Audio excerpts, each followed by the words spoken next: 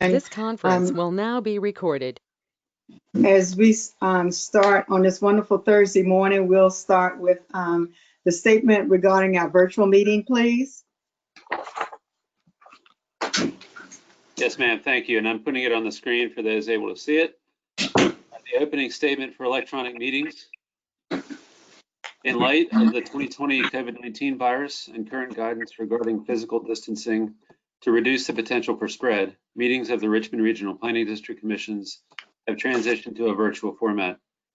Regional public bodies were granted authority to conduct meetings electronically pursuant to the provisions of Virginia Code Section 2.2-3708.2 and related legislation approved by the General Assembly of Virginia during the period of the Governor's State of Emergency Declaration for COVID-19.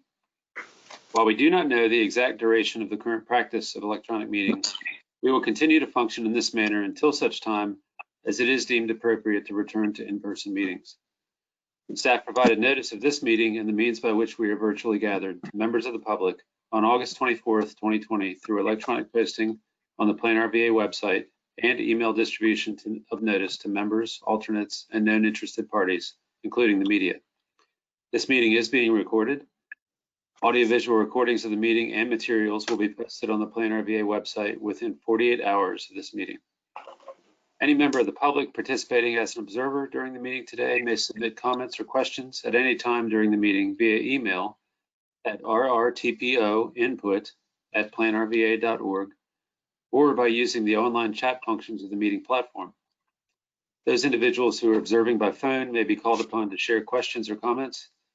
The meeting agenda includes 2 opportunities for members of the public to address this body.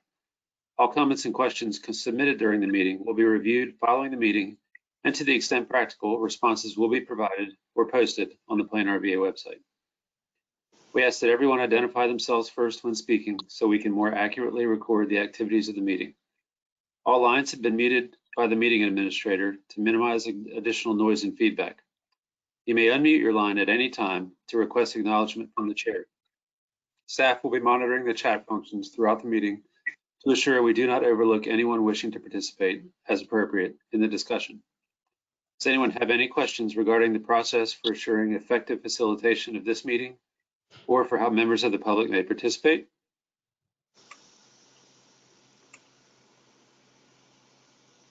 I will now ask our clerk to certify we have followed the approved procedures for appropriate notice of the meeting and the means by which we are convening. Good morning. This is Nicole Mueller, and I certify that we have followed the approved procedures. And now we'll move to the roll call. Please indicate your presence by saying aye when your name is called during the roll call. Anyone who wishes to identify themselves following the roll call of members will be invited to do so. I'm going to start with Charles City County, Mr. Coda. Chesterfield County, Mr. Holland. Yes, good morning. Good morning. Ms. Haley. City of Richmond, Ms. Newbill. Mr. Addison. Goochland County, Mr. Spoonhauer. Aye. Mr. Lumpkins. Hanover County, Mr. Peterson. Mr. Davis. Henrico County, Ms. O'Bannon. Aye. Mr. Thornton. New Kent County, Ms. Page. Aye. Mr. Tiller. Powhatan County, Mr. Williams. Mr. Nordvik. Town of Ashland, Mr. Hodges. Aye. And Ms. Barnhart. That concludes the roll call for attendance. Thank you, Ms. Mueller. At this time, we will have the approval of the TPO Executive Committee meeting agenda. Are there corrections or revisions to the agenda? If not, the chair awaits a motion. So moved. Second, Pat O'Bannon. Thank you. It's moved and probably second that we approve the meeting agenda. May we have a roll call, please? Yes, Ms. Chair. Chesterfield County, Mr. Holland. Yes. Goochland County, Mr. Spoonhour. Aye. Henrico County, Ms. O'Bannon. Aye. New Kent County, Ms. Page. Aye. And Town of Ashland, Mr. Hodges. Aye. That concludes the roll call, Madam Chair. Thank you. Next on the agenda is we're seeking approval for the July 2nd, 2020 Regional TPO Executive Meeting Minutes. I hope that everyone has had the opportunity to review. Do we have any corrections or revisions of our July 20th meeting minutes? This is Pat O'Bannon, move for approval. Neil Spoonhour, second. Thank you. Ms. Mueller, will you poll the members, please? Yes, ma'am. Chesterfield County, Mr. Holland. Yes. Goochland County, Mr. Spoonhour. Yes. Henrico County, Ms. O'Bannon. Aye. New Kent County, Ms. Page. Aye. In Town of Ashland, Mr. Hodges. Aye. That concludes the roll call. Thank you. Our public comment period for today, September the 3rd. I have received no requests to address to TPO Executive Committee. Do you have any, Mr. Parsons? Have you received requests? I have not, no, ma'am. Okay, we will close our public comment period and move down to my chair comments. So this morning, I'm acknowledging changes that we do have a new chair and vice chair for our technical advisory committee. And so our FY21 chair is Ms. Noah Amos with the town of Ashland. And then our vice chair is Kelly LeDuc of New Kent County. We are excited to have you as our chair and vice chair.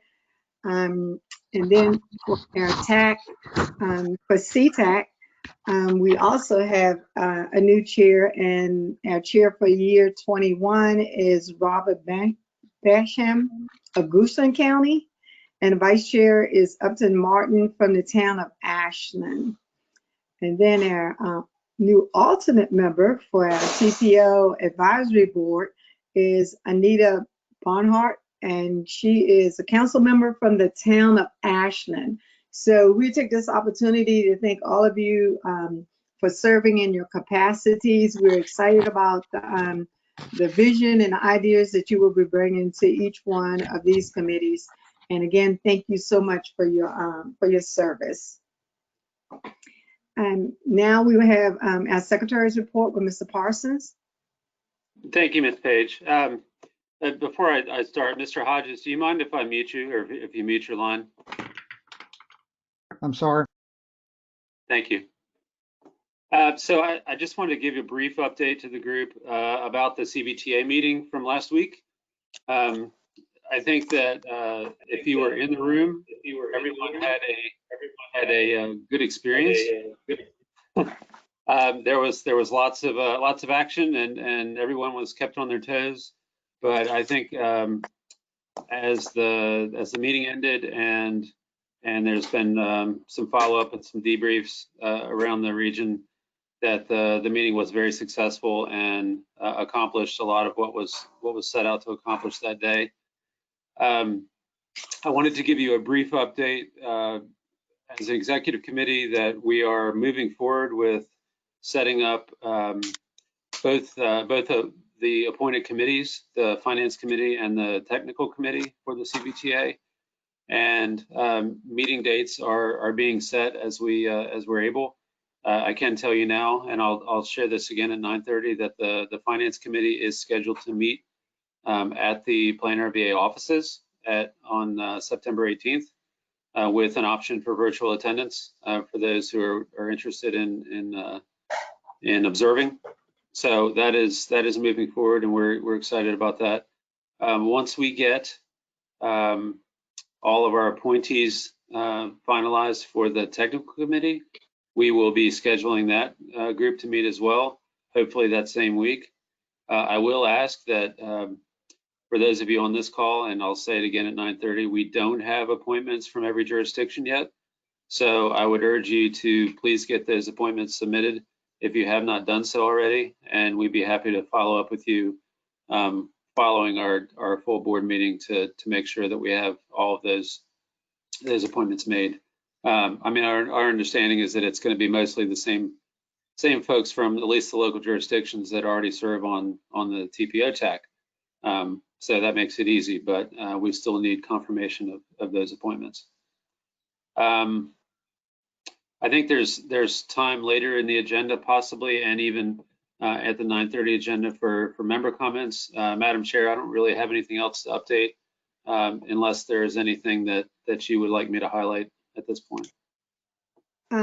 No, yes, I would. The chair for the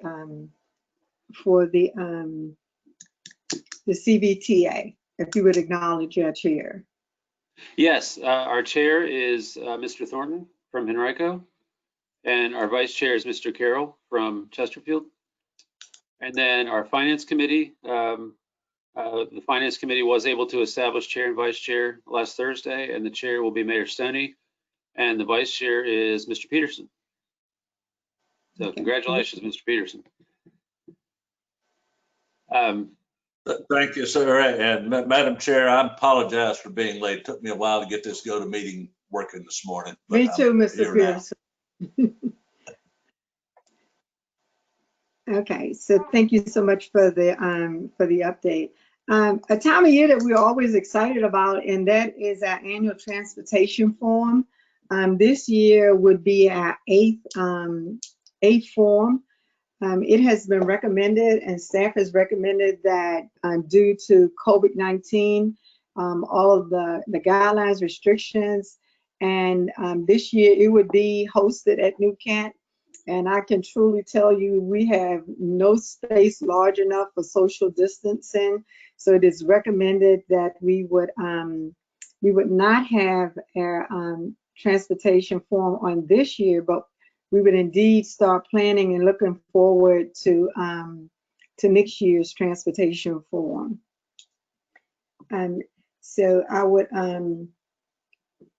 like at this time that if we would have a motion or recommendation, or if you have discussion about our transportation forum.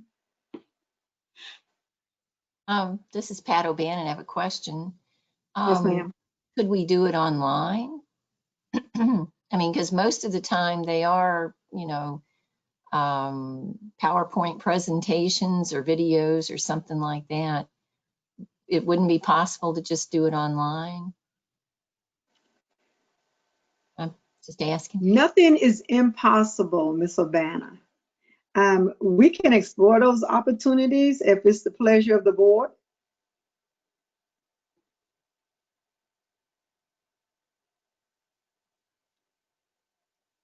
Any comments? This is Neil Spoonhour. I'm not very familiar with it, as I've never attended, so I feel like I don't have a lot of input here, but did want to chime in.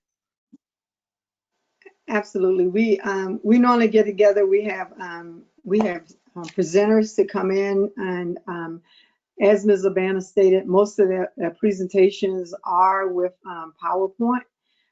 It just we get updates on what's going on throughout the region. We have VDOT to come in as well, and it's just our annual update and our presentations of what is to come. We have discussions regarding smart scale and that process and other transportation needs or thoughts throughout the region. And we talk about our successes and our challenges. Thank you, Madam Chair. Would this?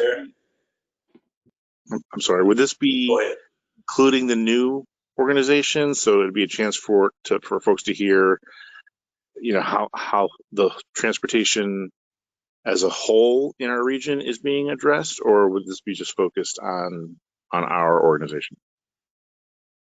we schedule, we are the ones that actually spearhead this. So we have the opportunity to try to meet your needs and what you would request, what you would like to hear. We try to get input as far as that. Well, I love the sound of that. Yeah, Madam Chair, Madam if Chair. I could help clarify some things. So the forum, and obviously Mr. Peterson, Mr. Hodges can correct me, but the forum is typically a chance for each member jurisdiction to highlight the priorities that are important to them. Last year was my first one, and it was held in the town of Ashland. So it was held in person at Randolph-Macon, and we talked about rail and other priorities for the town of Ashland. It's usually coordinated through the jurisdiction that is assuming the chairmanship of that year for the TPO. So the previous year it was in Enrico. And it's really a great opportunity for a public forum that's open to anyone to participate, to talk about priorities for the region and the things that people should be getting excited about. So as Ms. Page said, it's really a chance for the TPO membership to pick the things that we think are important and highlight those and make a strong case for why it's a good reason to be involved. Is there, again, this is Neil Spoonhauer, is there an opportunity to potentially maybe, if we don't think we have a place now, to postpone it and maybe look for a different time? I think that opportunity sounds really important. Hate to miss it, but also want to be cognizant of, if it's less effective doing it virtually, can we delay it, or can that be considered? Madam Chairman, go ahead. Mr. Peterson asked comment before me. Okay.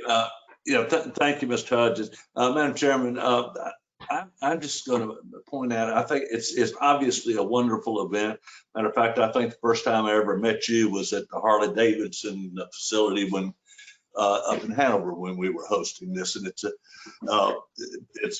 really a super event. But under the circumstances this year, I'm looking at the meeting we're in right now. We've got only 1 out of 4 people has camera ability or has them on. It's going to be, if we do we can do it online, but we have to, I think we have to recognize it's not going to have near the impact that we normally have with an in-person meeting due to the technology limitations. Thank you, Mr. Peterson. Mr. Hodges? Thank you, Madam Chairman. I agree with Mr. Peterson's comments. We typically have the forum in lieu of a November meeting. So we're going to be developing, or we need to develop some program to replace it. We'll be on Zoom in any case. I don't know if we do have a program. We can't focus, though, on issues that we would take up during the forum. I learned a great deal from the Henrico presentation about the technology, the evolving technology of transportation, platooning trucks and other things. And I would hope it could be, if we don't have the forum and we do have a November meeting, that we do have an opportunity to talk about what's going on in transportation and keeping ourselves informed. Thank you, Mr. Hodges. So, as I stated in the beginning, we can take action on this. Absolutely. Of course, I serve at the pleasure of this board. So we would simply need a motion, and so that we can move forward, whether we want to postpone it or whether we want to try to implement some other program in its place.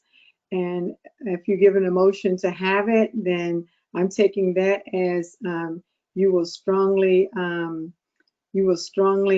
put your input on how you think it should be organized this year.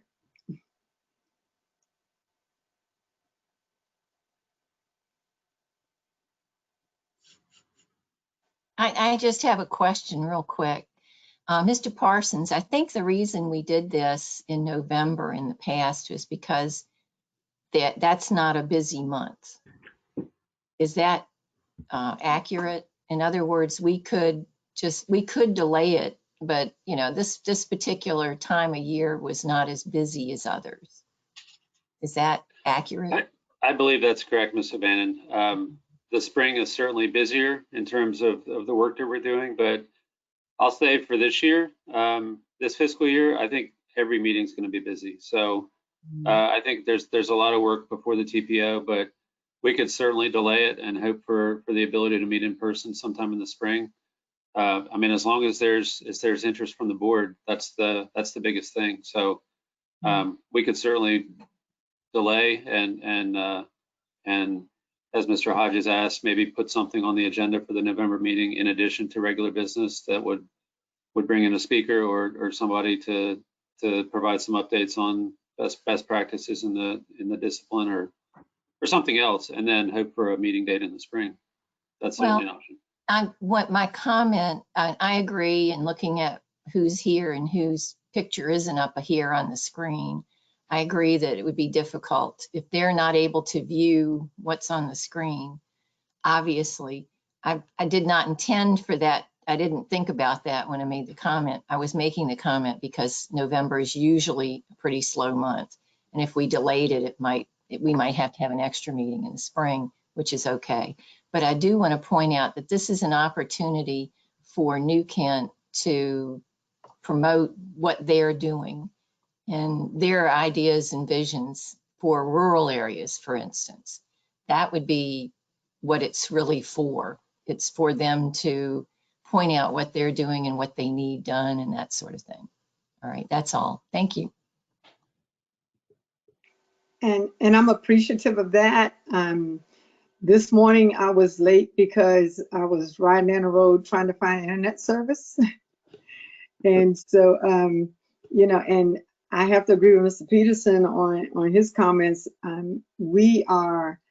Our kids are getting ready to go back to school, and we have just been bombarded with an area with services being slowed or near non-existent, coming on at certain times of day. I don't know what other jurisdiction is having that or will have that during the month of November when everybody's up and going.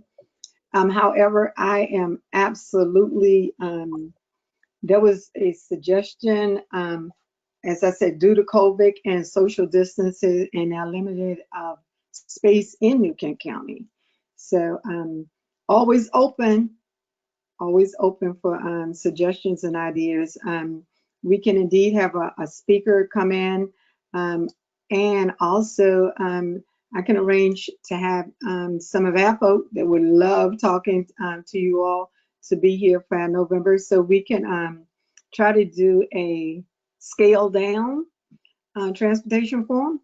We can surely work on that, or we can move to defer it until the spring of the year.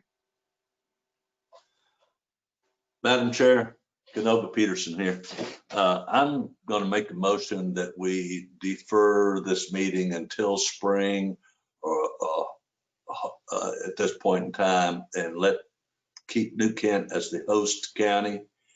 And even if things don't change, I'm sure your neighboring counties, I know Hanover, I'm sure even the city, even the convention center where we had the CVTA meeting, we can find the space. But I think New Kent still should be given the opportunity to host. But my motion is to defer the transportation forum until spring. Madam Chairman, I'm sorry. Yeah. Go ahead, Mr. Hodges. I had a question to the maker of the motion. Would we then plan to have a November meeting or just skip that month? Or you would leave that up decision to a later time.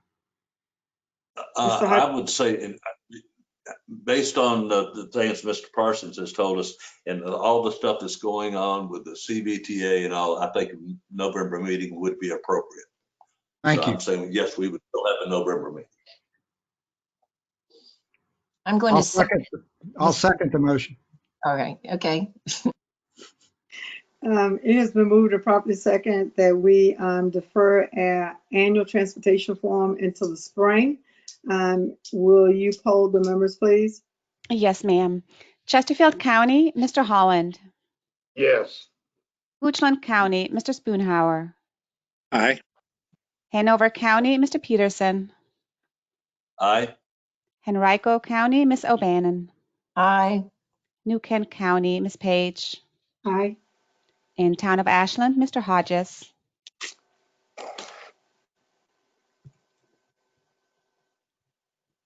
Mr. Hodges, could you unmute yourself, please? Aye. Thank you. That concludes the roll call. Thank you. At this time, Mr. Parsons will lead us in a review of selective TPO agenda topic items. Yes, ma'am. Thank you. I really wanted to, in the interest of time, highlight one topic that's on the agenda for 9:30 that will probably be more contested or more discussed than others. There is a recommendation to approve the allocations for our CP-CMAQ funding. If you recall, because of COVID and everything else, the machinery at VDOT was delayed by a couple months. The allocations would normally happen earlier in the summer, but they're being brought to you at this point. And the reason I wanted to highlight that to you is that TAC was given, staff provided TAC with two options to consider in how to move forward. The first option was, we'll call option A, was essentially to approve allocations based on the methodology that has been used for the past few years, and makes the allocations in a more of an as-needed urgency. What are the projects that merit the awards in the next year or two? The second option is, we'll call option B, is more geared towards making allocation commitments for the next 5 years, and that the intent there is to provide more certainty to each jurisdiction to know that a project that is a priority for you at this point is scheduled to receive funds in the future. And TAC had a very fruitful discussion on this, and at this time recommended that we move forward with option A, which is the tried and true method. And that is certainly understandable, and staff agrees with that. And in the meantime, for the next, we'll say 6 months, but as long as it takes, TAC has established a subcommittee to meet to talk about the guidelines that we use to identify priorities for RSTP-CMAQ allocations. So with the hope that by the time we start fiscal year 22, we may have new guidelines to bring to the board for how those allocations occur. Now, the thing that is interesting and for you to consider is that in addition to recommending option A, TAC also recommended the commitment of funds for next year's cycle to a list of, I believe, 7 projects. And staff is not in agreement with TAC on that recommendation. We feel that each year the projects that are applied for should compete with each other rather than make those commitments now. I think in the long term, when we talk about the option B, which is a commitment for multiple years, those type of things can happen, but we're clearly not there yet. This is all very confusing, and at 9:30, Mr. Bushing will have a presentation that lays out all of these details. But I just wanted to bring to your attention that at this point, it doesn't happen often, but the TAC recommendation and the staff recommendation are two different things. And our staff's view is that the more information that you have in front of you, the better prepared you are to make a decision. So we just wanted you to be aware of the discussions that have been happening, and we're certainly prepared to do whatever the board wishes. But just wanted to bring that to your attention. I think in the interest of time, Madam Chair, that's all I have for now. Everything else on the 9:30 agenda should be relatively straightforward. Okay, thank you so much. Other business, under other business, we will again open our public comment period. I have not seen any requests to address the TPO Executive Board, so we'll close the public comment period. It's the opportunity for RRTPO members to make comments, if you have any. If I could ask Mr. Parsons a question about his report that he just made. Yes, ma'am. Yes, I find it confusing. I mean, that, like you said, TAC recommended one thing and staff recommended another. Can you give us a little more background on that? I know this is going to come up, but if since we have just a couple of minutes, what is the argument for multi-year? I mean, I want to understand that better. Sure. I mean, I think the argument for multi-year is that on the jurisdiction side, I mean, I can certainly give you the staff side, but on the jurisdiction side, our view is that you would have more consistency moving forward, knowing that particular projects are committed and have funding identified well in advance, so that you can move through your different development cycles. I think the TAC discussion was that doesn't help because priorities change each year. So the TAC, I think staff was thinking that it's more beneficial for local staff to be able to request funds based on what the priorities are at that time. It's more of a philosophy thing than anything. It's consistency and being able to say to your constituents that, yes, we have this, say, for example, a sidewalk project. It has funds committed for 2 years from now. To be able to say that with a multi-year commitment. And the other side is we don't know what our priorities are going to be 2 years from now. So maybe it's better to have flexible funding that could be applied for at that time. Does that help? It is very complex, and there's lots of details.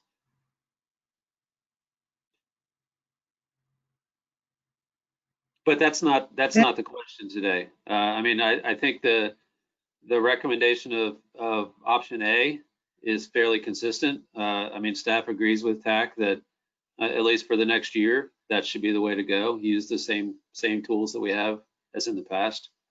The difference is that TAC recommended commitment for a handful of projects for next year's cycle before they're able to compete with other possible applications.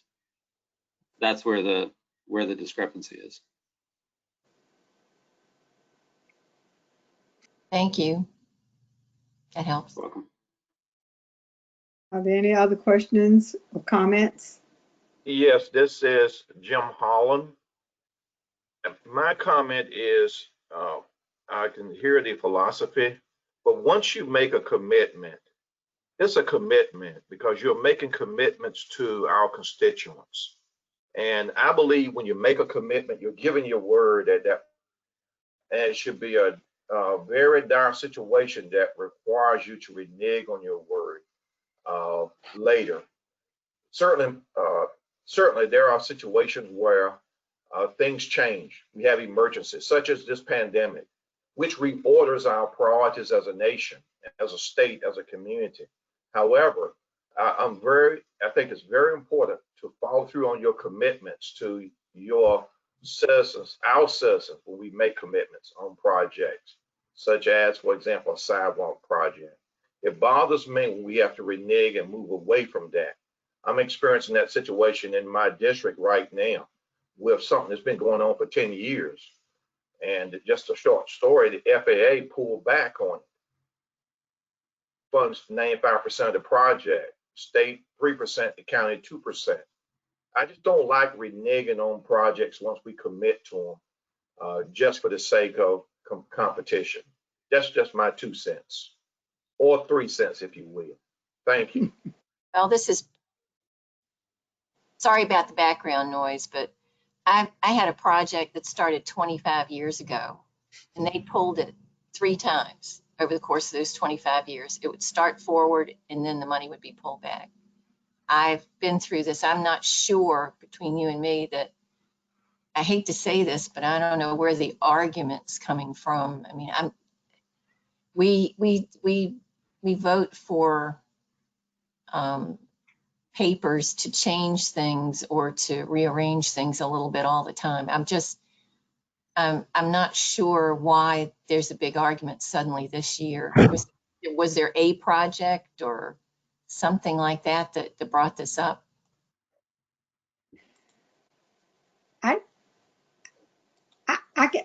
I can put my 2 cents in on this. I heard what Mr. Holland said, and absolutely what you're saying as well, Ms. Urbana. However, if we give way to a commitment for 2 or to 5 years, and situations come up, then we have to renege on our word. However, if we do it on an annual basis, the likelihood of us being able to follow through on that, I would think would be greater, and less chance of reneging on your word. I believe that you say what you mean what you say, and you do what you say you're going to do. And putting a commitment out that far in advance, with so many unknowns, this year is a good year, but so many other unknowns. It could be funding, it could be an opportunity of things. I think on an annual basis, the likelihood of the project being started or completed or funded is greater than placing something out 5 years. I mean, and I believe that all of us can give examples of some project we've had that it was like, okay, it's going to happen, and then year after year after year, there's a delay. And I have a 2-lane project right now that's a prime example of that. So you know you was going to hear that this morning. And so either one of our smaller projects, and with the possibly the reduction of funding for transportation, I think it's much greater if we extend out that far. And just to let you know, I did not have any input on this decision with CBAC, but that's just my 2 cents of it. So I don't know if it was a political reason. I have no idea. However, that did come up, and I don't know why, and I don't know why we would want to change from the way we're doing business.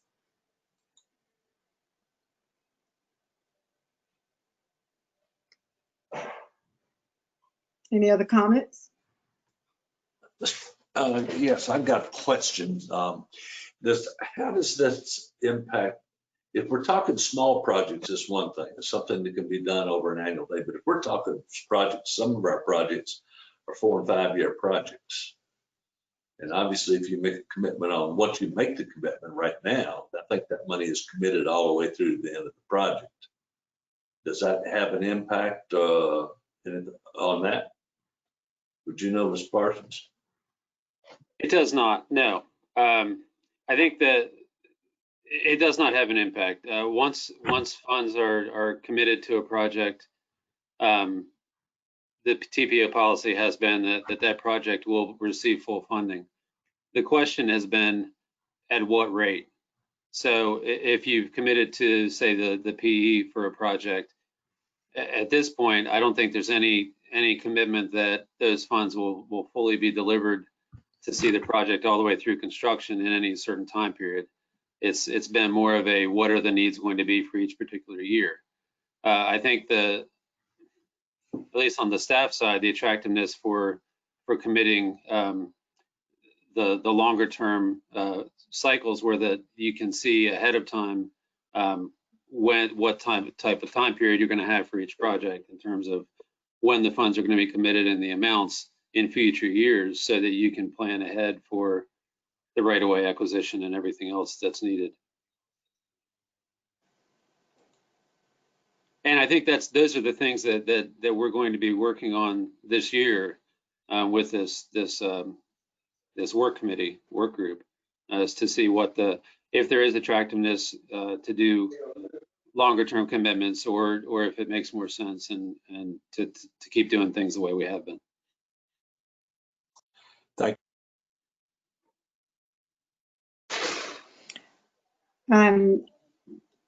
If there are no other comments, Madam Chair, I just say yes, sir. I could go, or excuse me, this is John Hodges. We could go either way. And in the interest of time, I'll reserve my comments for the next meeting.